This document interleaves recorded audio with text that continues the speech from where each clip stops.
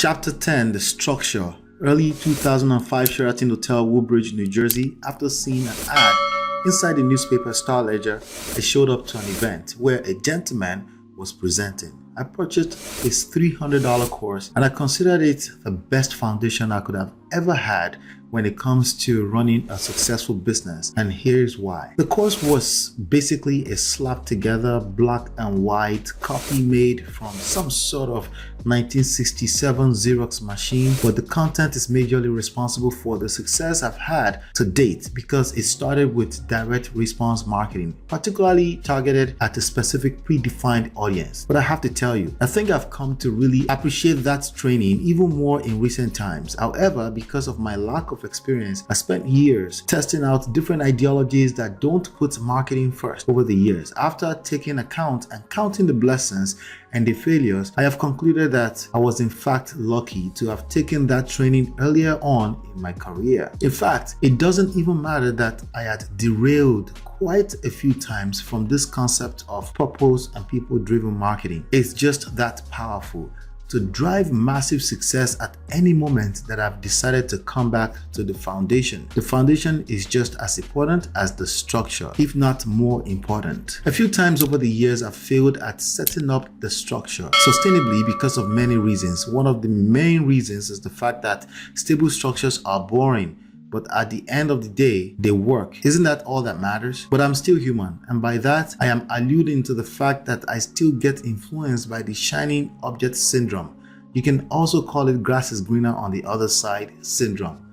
It's an ongoing battle, but I have gotten better and better with this in recent times. It's about making the foundation just as important as the structure. In fact, everything we have discussed thus far in this book is the foundation, and I hope that you took it seriously because it's a foolish man who built his house on the sand. Over the course of this book, we've discussed the goal, the person, the value, the connection, the system, the list, the data, the information, and the sources. In essence, we have broken down all the parts of digital marketing to make it as simple as possible for anyone with a marketable offer to understand. Back when I started engaging in digital marketing full-time and more, I had to know everything. Actually, I chose to know everything probably because I really do enjoy the art and science of influencing and persuading people. More importantly, it was useful because I was building a business just as I am still doing today. There is more structure with the digital marketing industry today. In fact, I just counted more than 20 jobs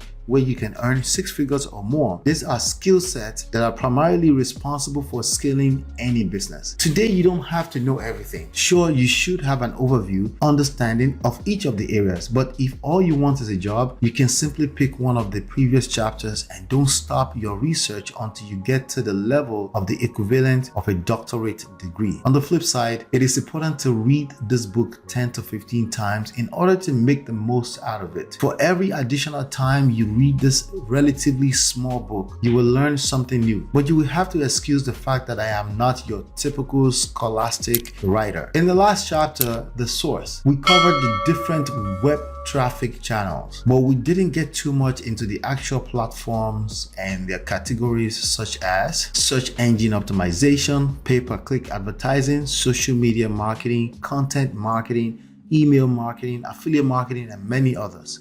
However, we get a little deeper with each one of these traffic sources and media forms inside our flagship 15 weeks coaching program, Digital Marketing Intensive, DMI 15. Here at www.myempirepro.com, we primarily focus on content marketing through search engine optimization and paid media via Google and Meta, Facebook ad platforms. There are many digital marketing and PPC ad platforms to choose from, namely Google Ads, YouTube Ads, also part of Google Ads, Meta Ads, which used to be Facebook Ads, Instagram Ads, accessible through Meta Ads, Microsoft Ads, which was once called Bing Ads, LinkedIn Ads, Twitter Ads, Pinterest Ads, TikTok for Business, Snapchat for Business, etc. Each and every one of those ad platforms tend to follow the same campaign breakdown structure.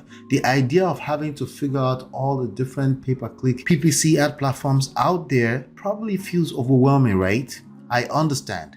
all you have to do is pick 2 or 3 marketing strategies to execute on 2 or 3 ad platforms. But I also wouldn't do that until I have set up a successful campaign on one platform first. And what do I mean by success? It depends on your business objective for that campaign. One of the problems that have cost me millions is the unproductive idea of multitasking. In a real business world, focus matters more than ideas. I find it cute when people talk about multitasking in this great light of new discovery. It's true that many things are happening at the same time in any given business. That's why I will have to put context as priority over focus as well. It all depends on what you mean. Each process among many in a system with respect to focus on the primary business objective has to be clearly defined if you don't want to waste resources. So it's best to set up a campaign successfully on one ad platform first and start collecting data before attempting to scale out to other platforms with the same campaign breakdown structure.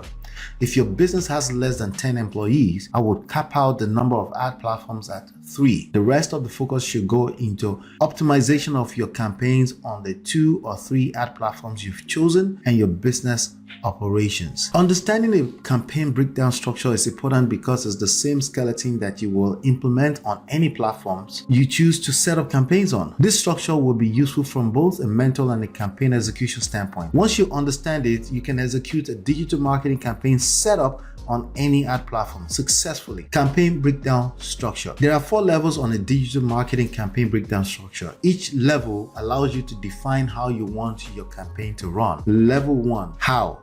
The first level is simply defining the platform you choose to run it on. This is the level where you decide which of the many ad platforms you want to run and test your PPC campaigns on. The rest of the levels are about the specifications inside the campaign itself. Level 2, why. On this level, you get to choose the business objective of your campaign. What is the purpose for this campaign? The ultimate purpose of a digital marketing campaign is to make money, right? But you need to be a little bit more specific. Is it to primarily generate the most video views, reach, visits to external pages, capture leads or sales? When you're specific, it makes your desired outcome and results easier to track, measure, monitor, and control. You may also be defining your budget for this campaign on this level.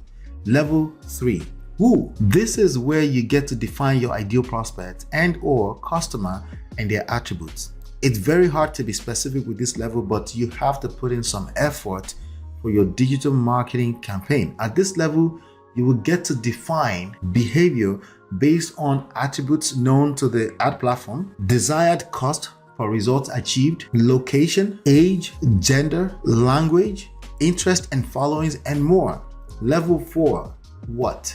At this level is where you define the actual message that describes your offer to the audience you specified on level 3. On the actual ad platform, you will get to upload the images, the video, and the ad copy as we cover in more details in chapter 3, the value. This is the actual creative that the audience, again, as defined on level 3, gets to see on the feed and the placements. So it needs to be intriguing enough to catch the attention of the audience you define. Hence the time I took on breaking down the value in chapter 3. On Meta ads, aka Facebook ads, level 1, 2, and 3 are campaign, ad set, and ads respectively. On Google ads, level 1, 2, and 3 are campaign, ad group, and ads respectively. I promise on the other platforms that may be unconventional, it's similar. At the end of this all, it's all in the mindset. Approach setting up a digital marketing campaign with this 4-level structure and your chances of better outcome is sure. Another way you can protect your business from losing money is to buy email marketing placement from other marketers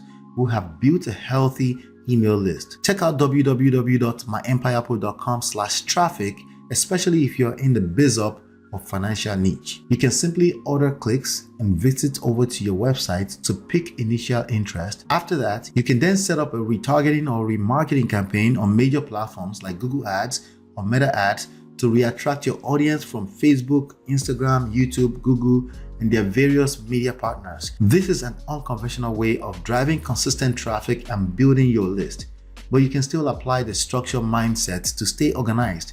Anyway, in the next and final chapter, we will enter the execution zone. It's time to put this wealth of knowledge to work.